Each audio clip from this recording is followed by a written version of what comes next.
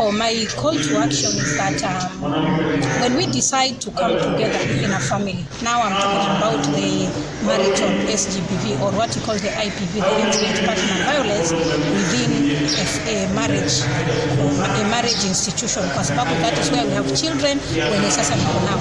I want to say that we should have trauma-informed relationships.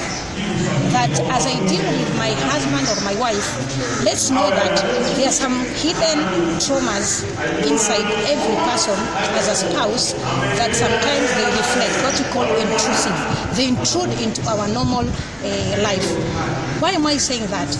In a family institution, you will find that some things like incest, they are normally held with a lot of secret in a family. So you'll find that maybe umepata bwana ama bibi aliundergo SGBV at the level of incest, alikuwa defiled akiwa mdogo labda na nko. Najua hiyo maneno hajawahi ambia mtu na hata wewe hatakuambia.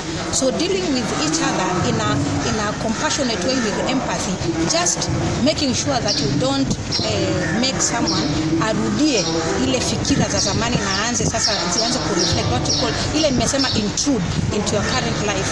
My call to action is that we should all treat one another with love, empathy, and always encourage counseling and psychotherapy, especially wakati ule unaona ni kama one of the a spouse is anaonyesha dalili ya kwamba amekuwa na some hyper action or hyper reaction, or umeona ni kama kuna vile ana act na si wewe umemsababisha.